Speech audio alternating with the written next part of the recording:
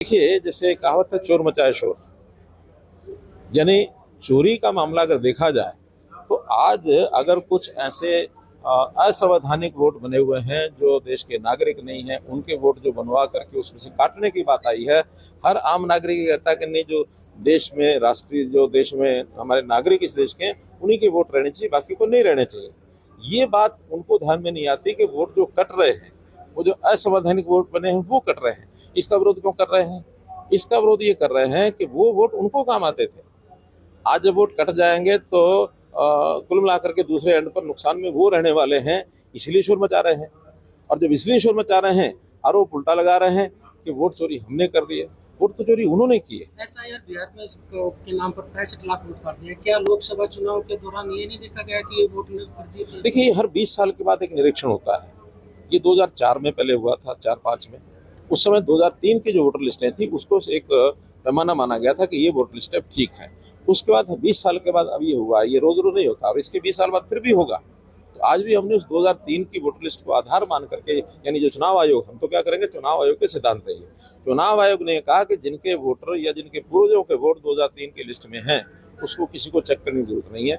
जो 3003 की voter list के बाद वोट बने हैं, केवल उनको प्रमाण देना होगा कि वो इस देश के नागरिक हैं, तो वोट बन जाएगा। चुनाव आयोग एक संवैधानिक संस्था है, लेकिन जिस तरह से सवाल उठ रहे हैं कि बीजेपी के लिए काम कर रही है और साथ में डिजिटल जो फॉर्म में वोट का वो भी मांग रहे, सबूत क्यों नहीं दे रहे चुनाव आयोग? और साथ में इस तरह के वो सबूत दे दिए ना उन्होंने।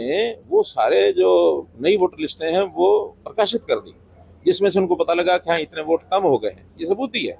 उन वोटर के बाद जो वोट कटे हैं, वो अगर देश के नागरिक हैं तो उसके लिए संविधान प्रावधान किया गया है कि इतने ये प्रमाण दे दो, और इस प्रमाण के बाद उसको अधिकार मिल जाएगा वोट का। तो यही प्रमाण है, और क्या प्रमाण है? प्रमाण में हम किसी का बांग्लादेश के बॉर्डर को पार करते हुए, तुम्हारे पास फोटो है नहीं कोई कि कौन वहां से पार होकर आया, किसने वोट बनवा लिया। वोट तो प्रमाण तो वोटर लिस्ट है, और उस वोटर लिस्ट में आह्वान किया, सुप्रीम कोर्ट ने भी कह दिया। सुप्रीम कोर्ट ने कहा है, सुप्रीम कोर्ट ने, ये नागरिकता के प्रावधान के ये नियम है, इसको जो पूरा करेगा उसको जाकर के वोट मिलेगा।